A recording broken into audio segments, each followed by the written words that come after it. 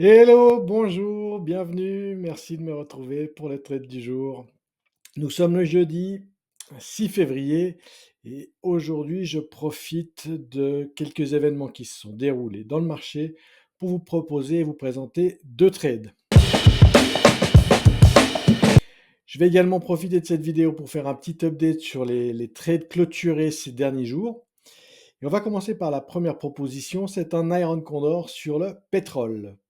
Comme nous pouvons le constater, en weekly, le pétrole est arrivé sur sa moyenne mobile des 21 jours, après une belle poussée et un joli pullback.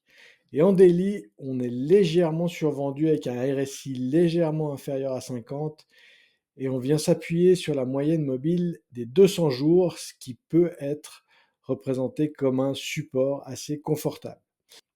J'aime bien rentrer en position neutre après un beau mouvement et actuellement, la configuration me plaît particulièrement. Je vous présente sur la chaîne d'options le trade. Donc sur le futur pétrole c'est CL. Sur la chaîne d'options, je me mets à 39 jours.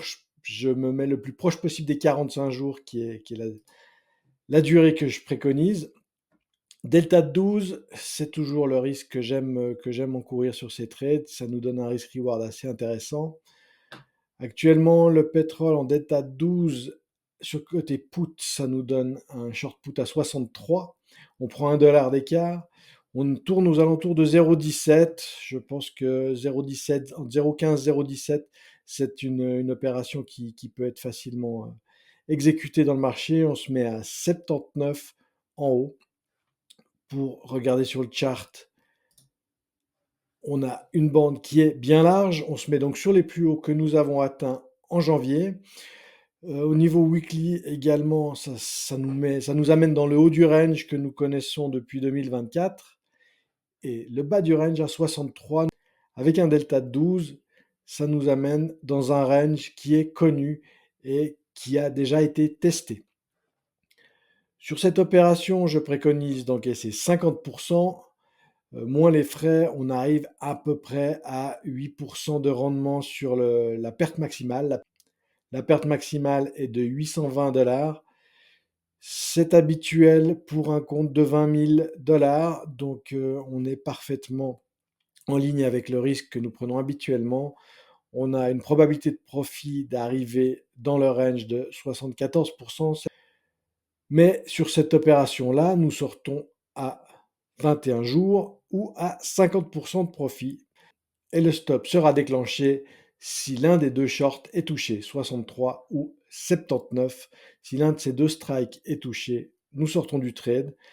À 21 jours, on avise. Si on est proche des 50, on attend encore quelques jours, mais on ne fait pas trop durer le trade. On ne veut pas basculer en risque gamma. Donc je tape sur une consolidation du pétrole pour ces 2 prochaines semaines pour voir si le trade nous donne raison.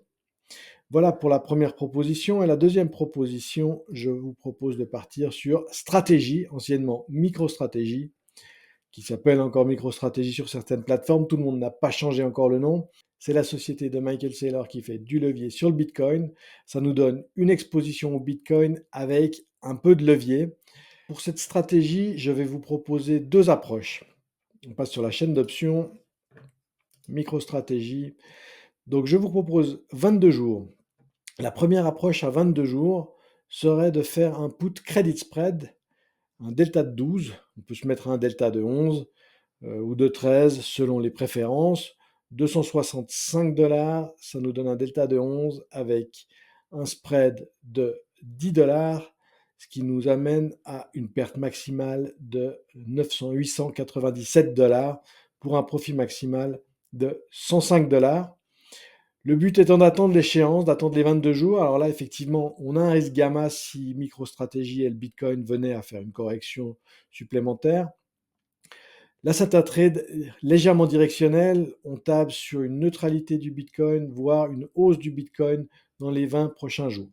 Voici la première approche qui peut être envisagée sur MicroStratégie avec un capital qui rentrerait dans notre portefeuille de 20 000 $. L'autre stratégie, si vous êtes bullish Bitcoin, si vous êtes bullish MicroStratégie et que vous avez un portefeuille 10 fois supérieur, serait de simplement vendre en naked, ce que je préconise rarement de faire. Mais si vous faites une vente en naked de 1 put 265 sur MSTR, ça vous amène quand même, ça vous demande tout de même un capital de 26 000 $, puisque ça signifie que si la clôture de MSTR au 28 février se clôture au-dessous du prix de 265 $, vous serez assigné de 100 titres. Donc c'est une façon de rentrer en position, c'est la façon qui est utilisée par de nombreux fund managers, c'est de vendre un put à un prix inférieur en se donnant de la marge. Si le prix est touché, vous touchez les titres, ce qu'on appelle une assignation. Si le prix n'est pas touché, vous touchez la prime. Et la prime est nettement supérieure puisque vous êtes en naked.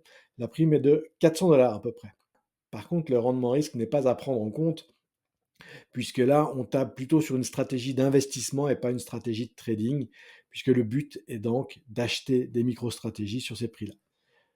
Je préfère tout de même cette approche-là, qui vous donne presque 10% de rendement sur le capital, qui vous permet de prendre une position relativement faible par rapport à votre portefeuille de 20 000 $, avec une probabilité de profit élevée, puisque le Bitcoin a connu une jolie correction en début de semaine, tout comme MicroStrategy.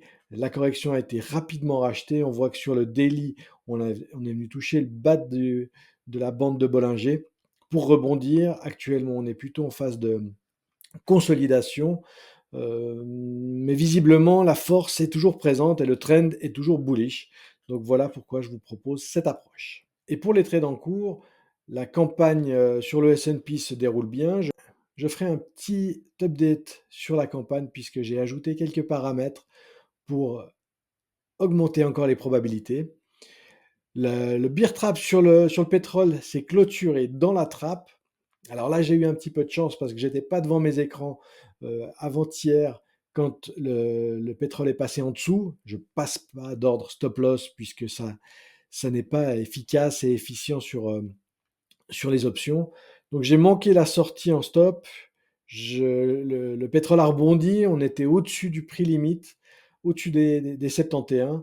J'ai surveillé les 71. Finalement, je suis sorti hier avec un peu de slippage, puisque je n'ai pas encaissé l'entier de la prime, puisque ça n'est pas possible. Il ne faut pas se mettre en danger, pas risquer d'être assigné. Donc j'ai sorti les deux spreads avec un gain de 113 $, ce qui représente tout de même près de 10% sur cette stratégie. En cours, maintenant, nous voyons que les stratégies suivent leur chronologie. Je n'ai plus de stratégie à la peine, comme c'était le cas avec quelques trades de compagnie S sur le S, quand on a eu une correction importante. Actuellement, en 107 jours, nous sommes à 12% de retour sur capital.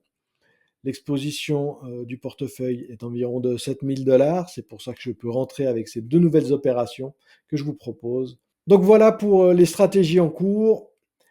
J'espère que cette vidéo vous a plu. J'espère que cela vous encourage à éventuellement rentrer en position.